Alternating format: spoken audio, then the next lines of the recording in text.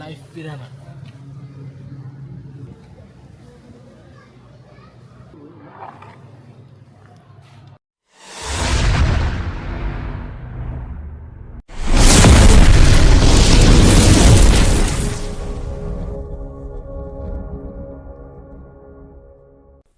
আসসালামু আলাইকুম, আমি সাজ্জাদ দক্ষিণ কোরিয়া থেকে। আজকে বন্ধের দিন উপলক্ষে আজকে ঘুরতে বের হয়েছি বড় ভাইদের সাথে। তো আজকে আসছি কোরিয়ার একটা মিউজিয়াম, ইকুরিয়াম পার্ক। তো এখানে আমাদের যে কোম্পানির ম্যানেজার সে সাজেস্ট করে এখানে আমাদের নিয়ে আসছে। তো দেখুন সামনে কি কি আছে। এই যে এখানে দেখতে পাচ্ছেন, এটা হলো সাউথ কোরিয়ার হরিণ। এটা আমাদের দেশের হরিণের সাথে খুবই পার্থক্য। তো আমরা যারা যারা আসছি, এই যে দেখেন আমরা একুরিয়াম পার্কে আসছি, এই যে একুরিয়াম। হ্যাঁ, তো আমরা যারা যারা আসছি তারা এর আগেও আরেক জায়গায় গেছিলাম। তো সেখান থেকে আমাদের ম্যানেজাররা বলছে যে আমাদের এখানে নিয়ে আসবে। এটা নাকি খুবই চমকপ্রদ, কোরিয়ার মধ্যে খুবই ঐতিহ্য। তাই সেই যে আমাদের ম্যানেজার সে আমাদের নিয়ে আসছে। তো এখন আমরা ভিতরে প্রবেশ করব, যে ভিতরে কি কি আছে দেখুন। কি নিট অ্যান্ড ক্লিন, একদম ঝকঝকে। আর এখানে কিছু মাকড়সা, কিছু পোকা বড় করে ঝুলানো আছে। তো কোরিয়ার সরকার আসলে কোথায় টাকা খরচ করবে, কি করবে, তাদের টাকা খরচ করার মতো কোনো জায়গা নেই। তারা এত পরিমাণ ইনভেস্ট করে এক এক কিছুতে, তারপরেও তাদের দেশ এত উন্নত, তারা কোথায় টাকা ইনভেস্ট করবে তারা আর কোনো কিছু খুঁজে পাচ্ছে না। যার কারণে তারা এক এক জিনিস এরকম এক্সপেন্সিভভাবে তৈরি করে রাখছে যেগুলো দেখে আমরা মুগ্ধ হয়ে যাই। এই যে দেখুন এখানে যে ছবিগুলো আছে, স্ট্রাকচারগুলো আছে, এগুলা এক এক দেশের ঐতিহ্য, এক এক দেশের ঐতিহ্য নিয়ে তৈরি করা। যে আগের কালের মানুষ কিভাবে চলাফেরা করছে, কিভাবে বসবাস করছে, পশু পাখির সাথে বসবাস করছে, হাতি ঘোড়া। তো এগুলোর সাথে আগের কালের মানুষ বসবাস করছে। তারা এই বনে জঙ্গলে বসবাস করছে, সেগুলোর কিছু ঐতিহ্য এখানে তুলে ধরছে। শুধু কোরিয়া বলতে না, অন্য অন্য অনেক দেশের, নাইজেরিয়া, তারপরে উগান্ডা, অনেক দেশের ঐতিহ্য এখানে তুলে ধরছে। এই যে দেখেন বাঘের সাথে তারা বসবাস করছে। এগুলো এগুলো কিন্তু আসলে বাস্তব ছবি, এগুলো কিন্তু কোনো এডিট করা ছবি না, এগুলো একদম বাস্তব ছবি।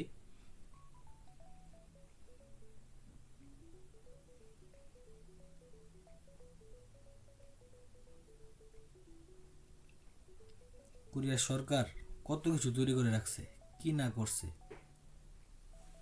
এই দেখুন সমুদ্রের নিচে তারা কিভাবে বসবাস করে, কিভাবে সমুদ্রের নিচে তারা গিয়ে এইভাবে ছবি তুলছে। এগুলো আসলে দেখলে খুবই অবাক লাগে। আসলে কি এটা সত্যি না এডিট করা? কিন্তু আমি আমার ম্যানেজারকে জিজ্ঞাসা করার পরে সে বলল যে না, এগুলো আসলে সত্যি। এত সুন্দর করে সবকিছু গুছিয়ে তৈরি করে রাখছে।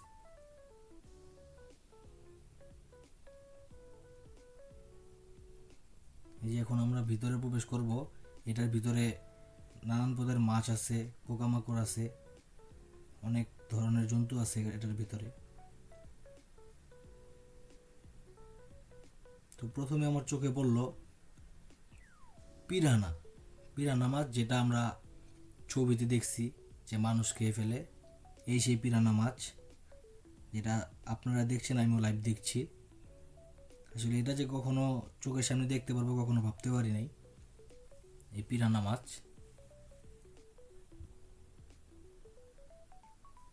খুবই ডেঞ্জারাস একটা মাছ। কি কি মাছ, এই যেগুলো কি মাছ আসলে আমি নাম বলতে পারি না, অবশ্য লেখা আছে, কিন্তু এত কিছু পড়ি না। আমি শুধু দেখছি, তাই না? আমি তাকানোর সুযোগ নাই, কারণ এগুলো কখনো দেখিনি, আসলে কখনো দেখিনি।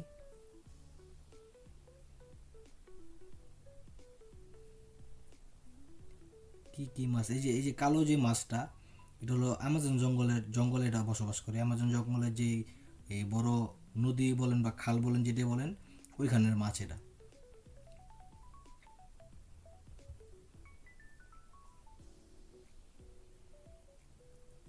এগুলো আসলে বিলুপ্ত প্রায়, এগুলো বিলুপ্ত প্রায়।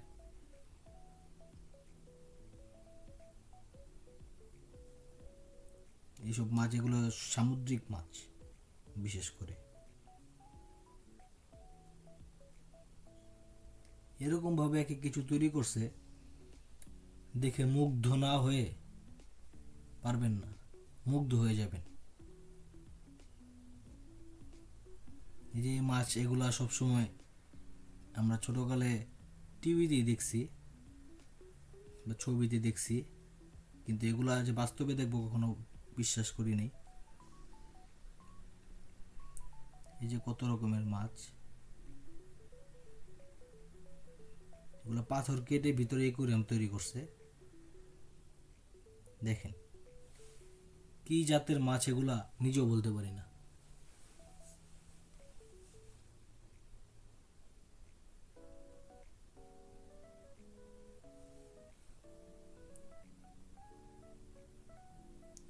ওই যে কালো দেখা যাচ্ছে, এটা একটা ইল, ইল মাছ। এটা কারেন্ট দেয় না, যে বলে যে ইল মাছ ধরলে কারেন্ট মারে, এটা সেই কারেন্ট ইল, ইলেকট্রিক ইল।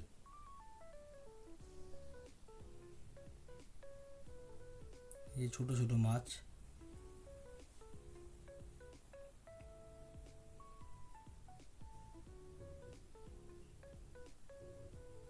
কিভাবে তৈরি করছে,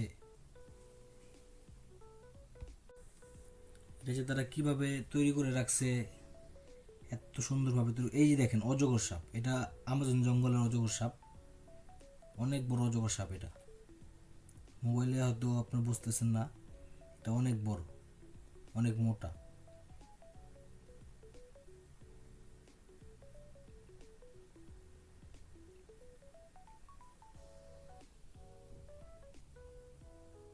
অনেক ধরনের, অনেক ধরনের মাছ। এই দেখেন এটা কি মাছ, এটা আমি নিজেও বলতে পারি না এটা কি মাছ। এই যে লম্বা লম্বা দাঁড়ায় আছে, এগুলা সামুদ্রিক মাছ। এই যে আরেকটা মাছ দেখেন, এই যে দেখেন মাটির নিচে থেকে মাথা বের করে রাখছে। এটা কি ধরনের মাছ হতে পারে, এটা কি নাম আপনারা অবশ্যই কমেন্ট করে জানাবেন। এটা কি মাছ, কি মাছ এটা? দেখলে কেমন একটা গা ঝিম করে ওঠে, সাপের মতো লাগে, আসলে এটা মাছ।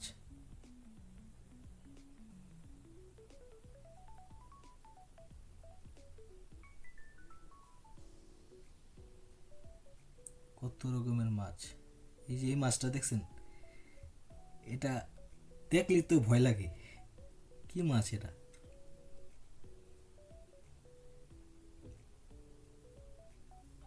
আল্লাহ তালার কত রকমের সৃষ্টি, আল্লাহ তালা কত রকম ভাবে কত কিছু তৈরি করে রাখছে।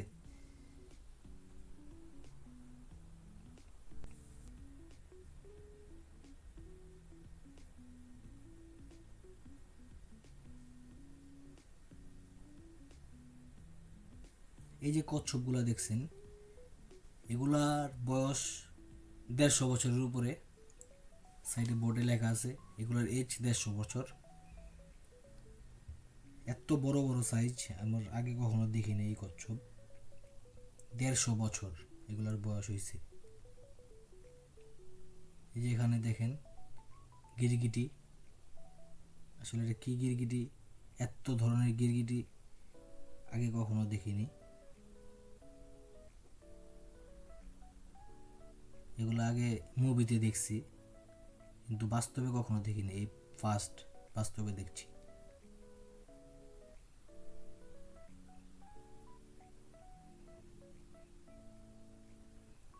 এটার মধ্যে তো খুঁজেই পাচ্ছিলাম না যে কোথায় আছে, পরে দেখলাম যে ওই যে বসে আছে, একটা হলুদ কালার আর একটা আকাশি কালার।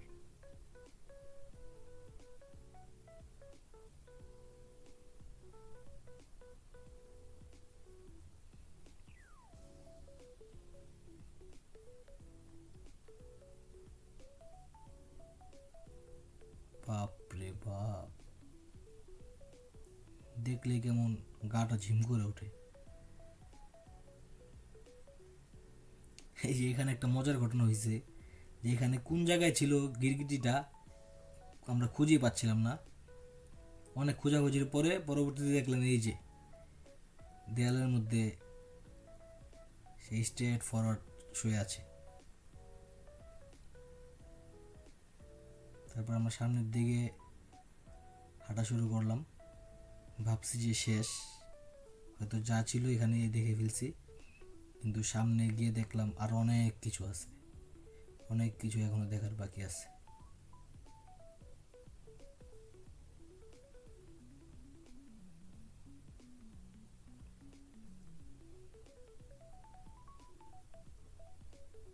এই যে এখানে এটা কি মাছ, এই মাছটা আসলে আমরা অনেকেই টিভিতে দেখছি, এটাকে শার্ক বলা হয়, শার্ক।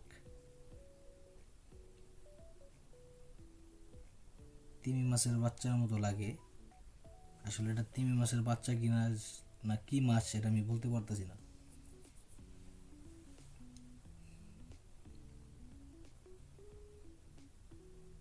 সামনে আরও অনেক কিছু ছিল, কিন্তু দুর্ভাগ্যবশত আমার ক্যামেরার চার্জটা শেষ হয়ে যাওয়াতে আমি আর ভিডিও করতে পারিনি, ক্যামেরা অফ হয়ে গেছিলো। তা আপনারা সবাই ভালো থাকবেন, সুস্থ থাকবেন, আমার জন্য দোয়া করবেন যেন নিত্য নতুন ভিডিও আপনাদের জন্য দিতে পারি, আর আপনারা আমাকে সাপোর্ট করবেন যেন সামনের দিনগুলা খুব ভালোভাবে কাটাতে পারি। দোয়া করবেন আমার জন্য। আসসালামু আলাইকুম।